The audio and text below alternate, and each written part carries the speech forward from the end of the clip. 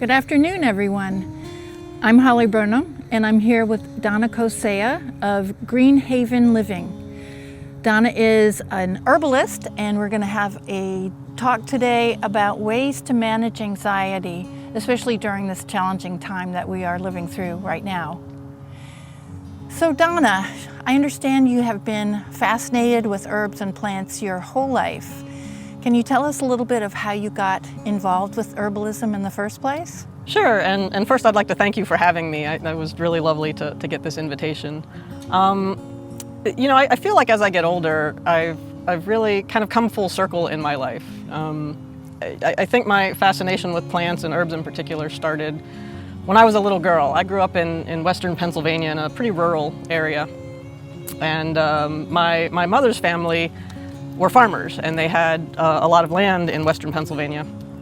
And I remember as a little girl, I used to take walks through the woods with my Aunt Aggie, and that was always one of my favorite things to do. And I was always fascinated by the fact that she seemed to know what all of the plants were, and she would teach me about herbs and what different things were used for and all sorts of things. And so fast forward, 30 years or so, and I grew up and moved to Maryland and Laurel, and when I bought my own house, I decided I was going to have a vegetable garden because we always had a vegetable garden when I was growing up, and I had decided to become a master gardener, which kind of was my back in with the plants. We started with the vegetables, and then as time went on, maybe it was my midlife crisis, I don't know, but I discovered an herbal medicine school, which was very near to where I work, and the idea of using plants as medicine just really fascinated me. I was already really into growing food, and the idea of growing medicine was really intriguing. So I signed up for a 12-credit course. Maybe it was my midlife crisis, I don't know, and just really fell in love with it and just really took it from there. Sounds like a very healthy midlife crisis. I think so, yeah, I think so. Absolutely. Better than buying a Porsche, and cheaper too, I guess. Yeah, probably, yep. Okay, and was there any aha moment where you realized that being an herbalist as a profession was what you wanted to do? Yeah, that's a great question, because there actually is. As I said, I started out with just a 12-credit, was a post-baccalaureate certificate, just to kind of dip my toe in. And during that time, they had a student clinic on site, and I decided I was going to go see an herbalist, to experience what it was like to see an herbalist, and that was just really a transformative experience. The appointment it's a 90-minute appointment, and it was really just amazing with the depth at which the herbalist listened to me, and she asked really, really good questions, and I just felt like I was so cared for and really just taken care of. And then she put together herbs. An herbalist custom formulates herbs, and that just really fascinated me. She hand-picked herbs just for me, and I walked away with literally a bag of tea. And I just thought that was just the most amazing experience, and I remember walking away from that just thinking, wow, I want to learn how to do that. And I was still, signing up for a master's program is a little bit of, it's a little bit of a commitment. But the other, I guess, the second aha moment that really cemented it for me was I wanted to talk to a professional herbalist. The first experience was with a student, and I had a conversation with a professional herbalist and kind of asked her about what her experience was and what she did. And I always remember she explained a process where she would actually do a lot of research and scientific research about specific herbs for the specific client that she had to make sure there weren't any interactions with medications or the person's constitution. And I remember the way she just described the research that she was doing. The idea of using the science behind everything, the herbs as well as the art of herbal medicine, just really brought it together for me, because modern herbal medicine really does take the best that science can offer while honoring the art and the tradition. So I just really walked like I need to learn how to do that. Yeah. And that was when I pulled the trigger to sign up for the master's program. It sounds very interesting, and clearly you have a passion for this kind of work, which is wonderful. So Donna, we've all experienced anxiety and nervousness, to to one degree or another. But for your practice, how do you define anxiety? Yeah, and that's a great question. I like to talk about that because the word anxiety means a lot of different things to different people, and so there's not really any one answer. I've discovered that whenever I ask a person about anxiety, or they tell me they're anxious or they have anxiety, I always ask into it because I get as many different answers as the people I ask. It's a word that's used commonly in our language, and so to some people it might mean just some mild nervousness, maybe a little performance anxiety when you're filming a video, or up to a full-blown panic attack, where your body just takes over, and so it really does follow a spectrum. And so I find for the people with a mild nervousness, it could be just maybe maybe a little bit of heart fluttering or butterflies in the stomach, maybe a little bit of trembling. The more severe cases could include, again, a full-blown panic attack, could be really strong heart palpitations, trouble breathing, very strong shaking, nausea, fatigue. It really can just run the gamut of anything and everything. And so one of the things that I'm always sure to do is really ask into, what does anxiety mean to you? Because I think everybody has a very personal experience with anxiety. Mm-hmm. So have you seen an increase in anxiety during the pandemic? Yeah, absolutely. You've heard it on the news, that there's an increase in stress and anxiety, but I would say definitely, with my clients, they're stressed. They're working from home. They're kind of going out of their mind. They've got children at home. They've got maybe they're losing their jobs or things like that. So there's definitely a lot of stressors, yeah, I've definitely seen an increase. Yeah, I've experienced anxiety too, sometimes severe. And during the pandemic, I've tried a few new things that have helped me a little bit, and they're surprisingly simple. One of the things one of the things I've discovered is tea. I've always been a coffee drinker, and I still love my coffee, but I find that herbal tea just kind of relaxes me but awakens my senses at the same time, which is a wonderful combination. Also just walking around the neighborhood, often with my dog, and just kind of, I have the time now to just notice more, in the seasons and just, all the nature around me. So, and I guess that's something you call mindfulness. Yeah, and I think, and we'll talk about herbal teas in a little bit. Can I pour you? Oh, sure. Thank you. We're drinking, and we'll talk about what's in this tea a little bit later. All right. But we might as well enjoy it now. But yeah, I think, right now in this pandemic, I think SelfCare is really, really important. And I do also want to say, though, that anxiety really is a very, it can be a medical issue, a clinical issue, and it's really important to know when to seek professional help, because there are some real challenges in severe panic attacks or generalized anxiety. I'll just share with you, Holly, that I've personally experienced clinical medical anxiety. I'm working with some professionals to help me manage, some medical doctors and things like that to help me with my struggles, which I've been struggling with for a couple of months now. But it's really interesting to note that, in addition to, what you'd think of as traditional medical care, medications and therapy and things like that, my doctors are very adamant about self-care as part of the treatment strategy. And I was really pleased to see that because, I'm an herbalist, I'm kind of a holistic practitioner. And I was very pleased that, they are now seeing that these self-care things are just as important, as the medication and the therapy. And so what's important for people to know is that it's not all or nothing or one or the other. I think the best management strategies for anxiety are to really take everything, and if you're working, at the point where you're working with medical practitioners, do that, and work with some of these self-care things. I think that's really important for people to understand. Right, so it's like a team approach, and like you said, it sounds like medical doctors and herbalists are working more together now than they used to, which is wonderful. Right, and I think having the best of both worlds can bring better outcomes overall. So what are some other forms of self-care that you recommend, just for anxiety in general? Yeah, and there's a lot of really great accessible things that I think are useful to discuss.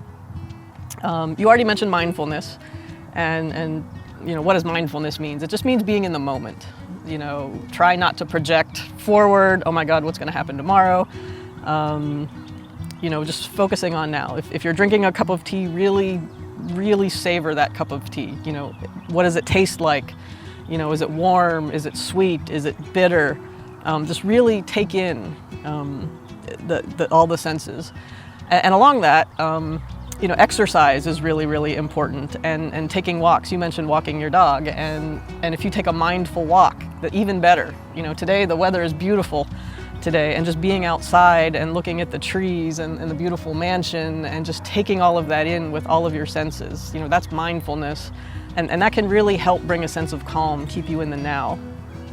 And it does take some practice, to really kind of really focus on those things. Similar to that is meditation, and there's right now there's a lot of online guided meditations that are really nice. People like, well, I couldn't meditate, but it's a practice. My doctor was really insistent on me, doing meditations, and insistent on, twice a day at least, and it takes a while to for you to start to notice that it has an effect. And so I recommend there's a couple of apps. I use the Calm app. Some people use Headspace, but just going on YouTube and Google guided meditations. There's there are meditations for anxiety. There's guided visualization imagery. There's mindful movements out there. It's all just Google meditation and things like that, and you'll find a lot of guided things to help get you started. And I've noticed a difference. When my body is feeling anxious, I'll do something called progressive muscle relaxation, which you can also find online, where you kind of move up your body, where you tense different muscle groups for several breaths, and then you relax them, and then it after 20-30 minutes your whole body relaxes. So that's called progressive muscle relaxation. So we talked about exercise, meditation, mindfulness, like nature, walking outside, we said. Diet is very important. Watch the sugar. Sugar can really make you antsy. You can have spikes in your blood sugar and then lows, and your blood sugar going up and down can really wreak havoc on your body and your anxiety.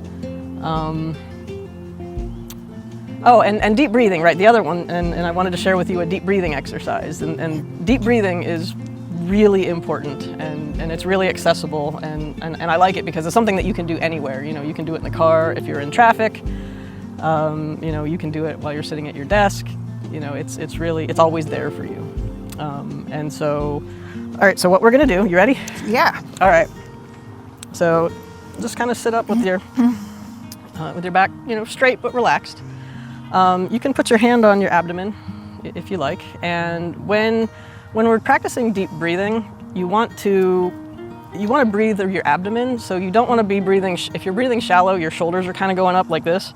So you want to really breathe through your abdomen. You can feel your abdomen go out, and so you can practice if you take a deep breath in through your nose, and then exhale through your mouth. And you should be able to feel your abdomen, and your chest will go up and down a little bit. So the idea There's a lot of different combinations of deep breathing, but what we're going to do is we're going to inhale, let's say for the count of 4, and then as deeply as we can, and then we're going to exhale for twice that, for the count of 8. And we can close your eyes if you want, if you like. And let's try a few. You ready? Mm-hmm. Okay. All right, I'm gonna try to count and breathe at the same time. So, and inhale, 2, 3, 4. Exhale, 2, 3, 4, 5, 6, 7, 8. Inhale, 2, 3, 4. Exhale, 2, 3, 4, 5, 6, 7, 8. And inhale, 2, 3, 4. And exhale, 2, 3, 4, 5, 6, 7, 8. How do you feel? Great. Yeah? Yes, actually, as I was doing that, I became much more aware of all the sounds and the breeze around us, just everything. I became instantly more mindful of what was going on. Absolutely. Yeah. Absolutely. Well, good. So I think that's, again, something very accessible, and that's what I love about all of these techniques. You don't need any special equipment. You can do them, whenever and wherever. It's just you need to find the time, for these self-care. So for people who are new to this kind of exercise, would you recommend like having one favorite one that's a go-to? Like for me, for example, I always go to the 5, 4, 3, 2, 1 exercise. Okay. Or I notice 5 things that I can see, 4 things I can feel, 3 things I can hear, 2 things I can smell, and 1 thing I can taste. And just going through that exercise just brings my anxiety level down. Oh wow, I haven't heard of that one. I like that one. I think different things work for different people. Right. I think just try things and see how they work for you. But the one thing I would say is, though, you have to give it a chance. If you're starting meditation, you want to try it for a couple of weeks. Because it may be a week or 2 before you really start to kind of get it or notice an effect. In fact, I started meditating in earnest several months ago, and I found that the first time I did the progressive muscle relaxation, I didn't really care for it. But then I kept doing it a couple of times, and I found that it was really, really helpful in me relaxing my body, because when I get anxious, I get physical sensations where I'll get kind of tingly in my arms and just really just like electric. And I found that for me, the progressive muscle relaxation really helps to calm that down. And so it really helps to calm the body down for me. So I think, if the 5, 4, 3, 2, 1 works for you, I think that's great. There's other breathing exercises, where you hold in between the inhale and the exhale. There's other anxiety release activities. So try different things. And, Right. I don't think there's a right or wrong answer. Right. Absolutely. And I really appreciate your advice of sticking with it, because at first it can seem very foreign, but if you stick with it, you can start to see results. So, Absolutely. Yeah. You've really, unfortunately, anxiety is not something that you can just flip with a switch, and I mentioned it, and I know that from experience. Right. It can be very painful and very hard. And so you really have to persist, and it will get better. It absolutely will get better. Well, it's great advice coming from you, who's experienced it and who is a holistic healer. So, that's wonderful advice. Thank you for that. So, as an herbalist, are there any herbs that you recommend to help people with anxiety? Funny you should ask, Holly. I am an herbalist, so why don't we talk about herbs? Okay. Absolutely. That's why we're here. So certainly, of course, right? And again, this is another really accessible place. And actually, I'm going to pour you some more tea. Oh, thank you. Because we're gonna talk about some of these herbs now. And I love tea. I never let my cup get empty. It's so healthy too, and this is really delicious. Oh, good. Thank you. Good. So in a general sense, and I'm going to take a drink. In a general sense, there's a class of herbs that we call nervines, Now, as an herbalist, I hesitate to put herbs in a box because one of the really cool things about herbs is that they're multifaceted. So they're not one-trick ponies. But having said that, there are some that we call nervines, and basically it's a term where they just calm the nervous system. And so we're going to talk about several nervines today. And I will say that I use all of these, and I've noticed personally, when I drink a cup of tea with some of these nervines, and it does take the edge off for me. It's really nice. And so I think that the first one, and we have some examples on the table here, and the first one I'll talk about is lemon balm, which I really love. This is in the mint family, and you can take a leaf and squeeze it between your fingers, and you can smell the lemon, which is really lovely. It makes a lovely tea. So lemon balm is a really great nervine, and it tastes great.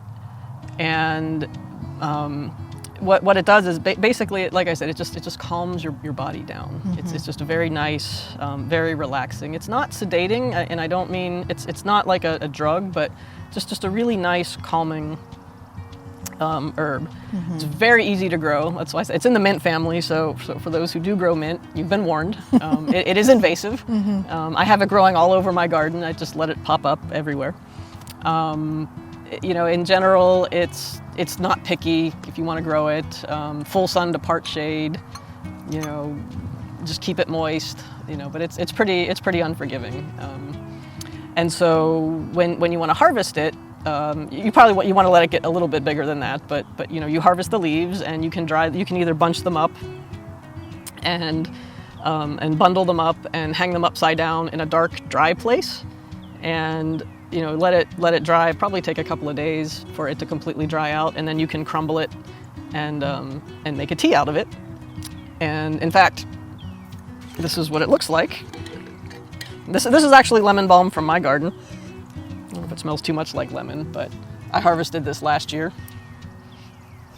It smells good. Yeah, and but this would be what the tea would look like, and then you could just take a teaspoon or to your taste, mm-hmm. And then steep it for probably about 10 to 15 minutes. For a medicinal tea, you want to steep it for a lot longer than you might just for a tasty tea. We recommend. I usually use 12 minutes, but 15 minutes would be a great steep time because you really want to get the medicinal constituents out of the tea for the maximum benefit. The other, I mentioned, I think it's worth mentioning lemon balm because I like to say, herbs are not one-trick ponies. Lemon balm is actually known to be antiviral as well, and again, it's not an antibiotic or anything like that. But you'll see lemon balm used in balms for cold sores. It's used a lot, like more natural methods to kind of help with cold sores, the herpes virus, things like that. So that's just a nice thing to know about lemon balm as well. The second one here is lavender, and I'm sorry, it's a little early in the season right now to have it in bloom, but lavender is another mint family plant, and it's also really easy to grow. I do have some lavender flowers here, dried flowers. And you can use lavender in a number of different ways. Another very calming herb. I will say this: not everybody loves the taste of lavender. It's very floral. I personally really like the scent of lavender, but I don't really care for the taste. But sometimes, I'll put it in a tea for my clients, for taste, and I'll usually ask them if they like lavender. It's very, very calming. You can also get a lavender essential oil, which smells great. And the scent of lavender is also very, very calming. Yeah. And I tell people you can get some essential oil. You have to be really careful with essential oils. You need to dilute them because they're super concentrated and they can actually burn your skin. But you can take lavender and you can put a couple of drops in a spritzer bottle with filtered water or distilled water, and then you can either use it as a spray for yourself, or you can spray it on your pillow to have that really nice relaxing lavender. You can put a couple of drops in the bath. You could soak it. You could you know, soak it in a cloth and, you know, hang it up in the shower and have it steam in the shower as well is really nice. So people really find lavender just to be a really calming scent as well. And you can put it in tea if, you know, if you are so inclined. So those are the plants that we had. And again, I do apologize that if we were a little later in the season, we could have more plants, but nature just didn't cooperate right now. The next nervine, and this is probably my favorite nervine, and I don't have a plant because they're just popping out in my garden right now, and they're about this tall. So, but it's called Skullcap, and this is also in the mint family. So it's going to look similar to lemon balm, but the leaves are less bumpy. They're a little bit more triangular, and it's actually called Skullcap because the flowers are supposed to look like little skulls. Oh. You know, which I always think is funny because I always say that, you know, when people were naming these plants, this was before television, you know, when we had these great imaginations that, well, okay, I guess that looks like a skull. If you squint. Yeah, right, yeah, exactly. There's cute little purple flowers.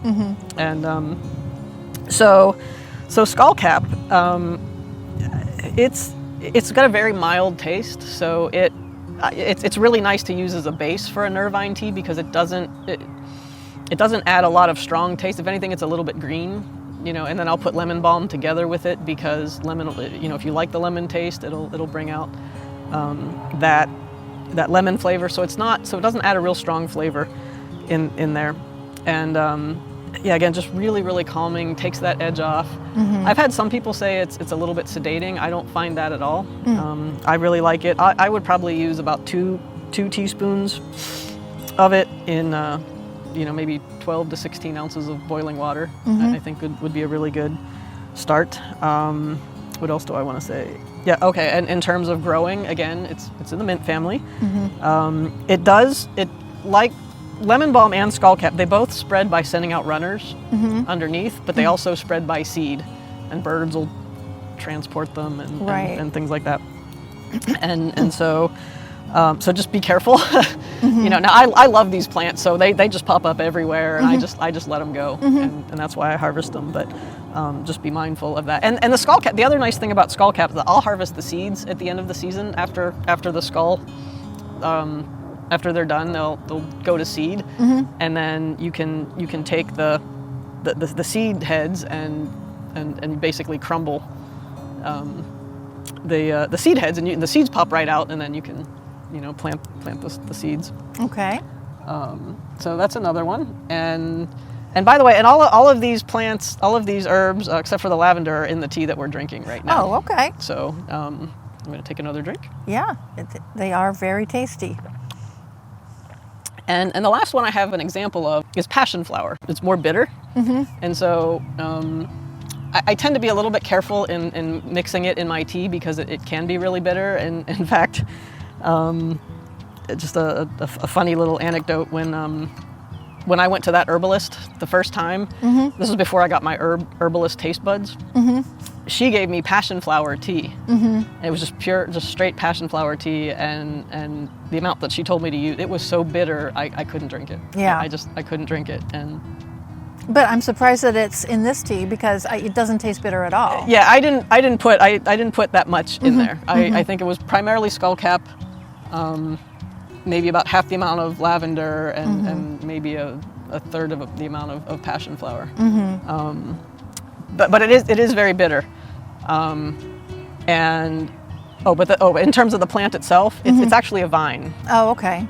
And it can be kind of invasive because it sends out runners everywhere. But the flower is absolutely beautiful. Okay, good to know. And again, next time we talk, you know, we'll talk in the summertime when I have some flowers in bloom, right? In bloom. But it's a beautiful, beautiful flower.